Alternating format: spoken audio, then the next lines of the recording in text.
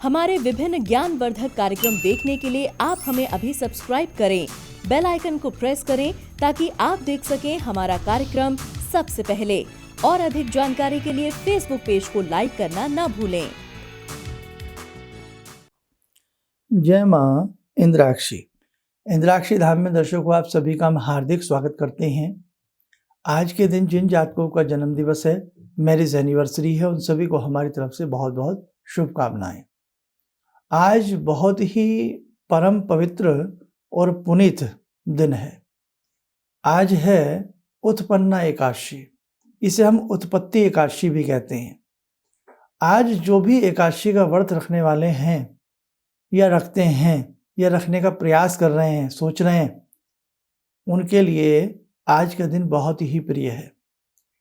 एकादशी का व्रत का नाम तो आपने बहुत सुना होगा।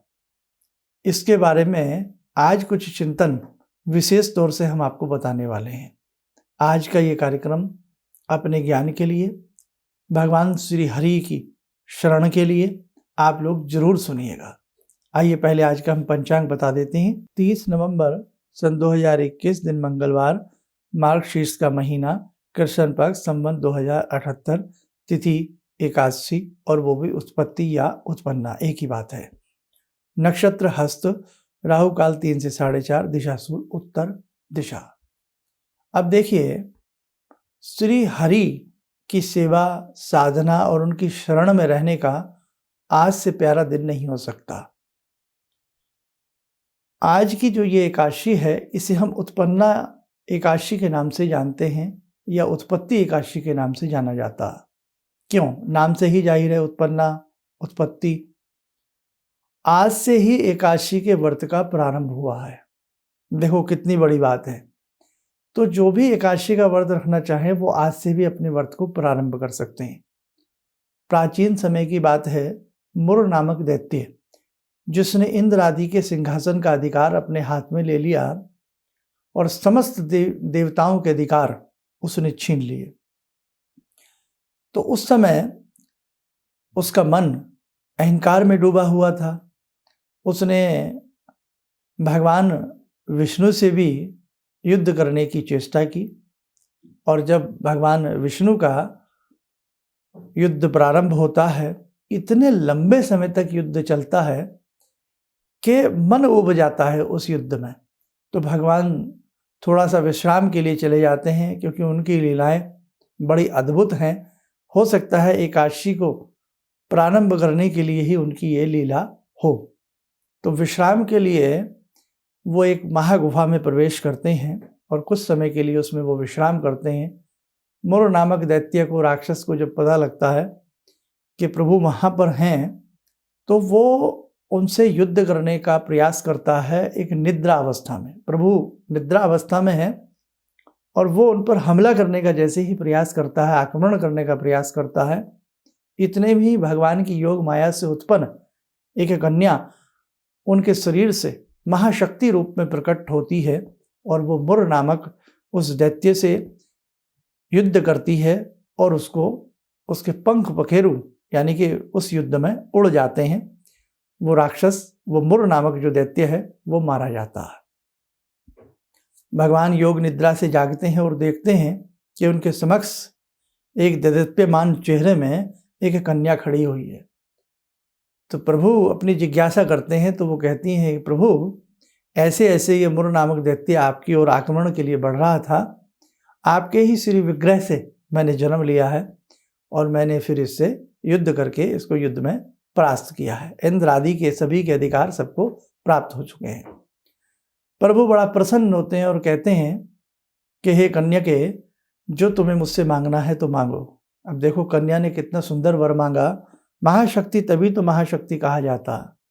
कन्या ने कहा कि जो उपकार की भावना से, परोपकार की भावना से व्रत, दान, तप, तितिक्षा आदि करते हैं, तो वो जो भी तप तितिक्षा आदि करें, तो मुझे आप ऐसी कोई महाशक्ति प्रदान करें कि उनका तप आदि बढ़ सके। भगवान ने कहा, बहुत सुंदर वचन है आपका। और आज एकादशी का दिन है। एकादशी थी उस दिन अगन महीने की, इसे अगन भी कहते हैं मार्गशीर्ष महीने को, कि अगन महीने की एकादशी है और आज के दिन तुमने मेरे श्री विग्रह से उत्पन्न हुई हो, इसलिए आज से जो एकादशी में व्रत रखेगा, एकादशी का व्रत रखेगा, तो ये मान को चलो कि उसकी समस्त मनोकामनाएं पूर्ण होंगी और साधक में तप तितिक्षा की जो मात्रा है, साधक के अंदर जो तप तितिक्षा का ज्ञान है, लगन है, वो तुम्हारी कृपा से भी उन्हें प्राप्त होता रहेगा। इसलिए आज उत्पन्ना एकादशी है, आज के दिन से ही एकादशी व्रत का प्रारंभ हुआ था।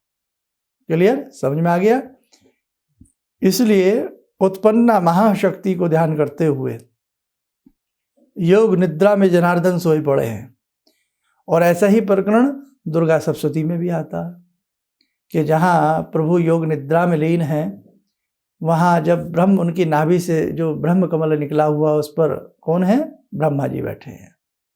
जब वहाँ राक्षस दैत्य उद्योग कर रहे हैं उन्हें संग्राम में मारने का या जो भी, तो वहाँ पर भी योग निद्रा जब ब्रह्मा जी ने स्तुति की ना, तम स्वाहा त्वम सुदाहा, है, बड़ा विचित्र ये सब चीज़ें हैं। अध्यात्म हमारा जो है, ये क्षेत्र जो है, ये बड़ा ही विशाल है, विपुल है। इसलिए इसे समझें, इस पगडंडी के आप मुसाफिर बने। तो आज ये एकादशी है, जिन्हें आज का व्रत प्रारंभ करना हो वो कर सकते हैं। और हमारे इस प्रकार के जितने भी अंक हैं, वीडियो हैं, एक अपने धर्म के नाते आप इन्हें शेयर कीजिए, लोगों तक पहुंचाइए, ताकि पता लग सके कि एकादशी का प्रारंभ कब से हुआ, क्यों हुआ, कारण क्या रहा और क्या भगवान ने वरदान दिया। ये तो मैंने आपको बड़ा संक्षिप्त में, यानी कि शॉर्टकट में मैंने आपको बहुत कम बताया है, लेकिन पूरा विस्तार के साथ इसका वर्णन है। तो क्योंकि समय सब देखा जाता है, कार्यक्रम नहीं तो बड़ा लंबा हो जाता है। तो आज के दिन मेरे साथ को जो हरि की सेवा करता है, नारायण नारायण का प्रतिदिन जप करता है, आज के दिन पूरे दिन जप करता है, गजेंद्र मोक्ष पढ़ता है, विष्णु सहस्त्रनाम पढ़ता है और गौ माता की सेवा करता है, हरि का चिंतन करता है, रात्रि जागरण करता है, नाना भांति की विविध कामनाएं, उस साधक की आध्यात्मिक भौतिक कामनाएं पूर्ण होती हैं। आइए समय हो चला आज की ध्यान साधना का। आज की ध्यान साधना में हम जुड़ते हैं भगवान श्री विष्णु से। ॐ करारविन्दे न पदारविन्दं मुखारविन्दे विनिवेशयन्तं वटस्य पत्रस्य पुटे शयानं बालामुकुन्दं मनसा स्मरामि, बालामुकुन्दं मनसा स्मरामि। कस्तूरीतिलकं ललाटपटले वक्षस्थले कौस्तुभं नासाग्रे वरमौक्तिकं करतले वेणुकरे कङ्कणं सर्वाङ्गे हरिचन्दनं सुललितं कण्ठे च मुक्तावले गोपास्ति परिवेष्टितो विजयते गोपालचूडामणि शान्ताकारं भुजगशयनं पद्मनाभं सुरेशं विश्वाधारं गगनसदृशं मेघवर्णं शुभांगं लक्ष्मीकान्तं कमलनयनं योगवृद्ध्यानगम्यं वन्दे विष्णुं भवभयहरं सर्वलोकैकनाथं। कवच बनाएं, ध्यान करें, श्री हरि का शुभ आशीष हम सबके ऊपर बरस रहा है।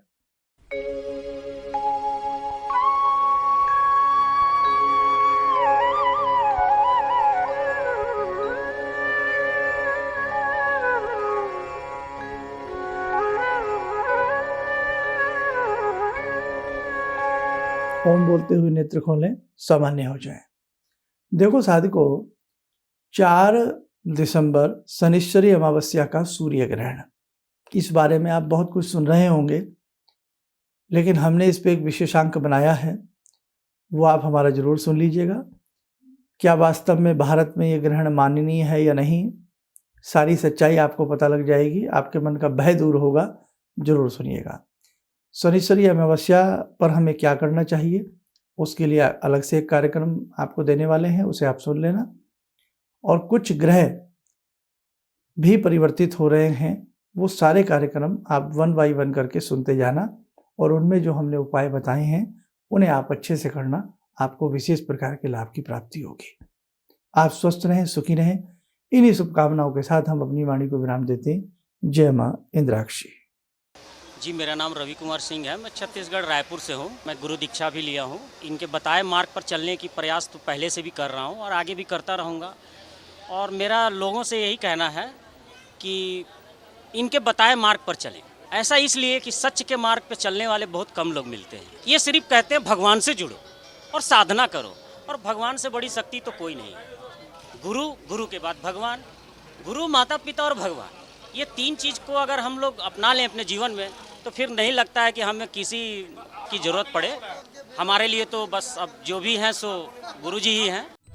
किसी भी समस्या के समाधान के लिए मिले प्रसिद्ध हस्तरेखा एवं वास्तु विशेषज्ञ प्रोफेसर धर्मेंद्र शर्मा जी से। नोट: शिविर में भाग लेने हेतु एवं व्यक्तिगत रूप से मिलने के लिए कॉल करने का समय सुबह 10 बजे से शाम 6 बजे तक। हमारे विभिन्न ज्ञानवर्धक कार्यक्रम देखने के लिए आप हमें अभी सब्सक्राइब करें, बेल आइकन को प्रेस करें ताकि आप देख सकें हमारा कार्यक्रम सबसे पहले। और अधिक जानकारी के लिए फेसबुक पेज को लाइक करना न भूलें।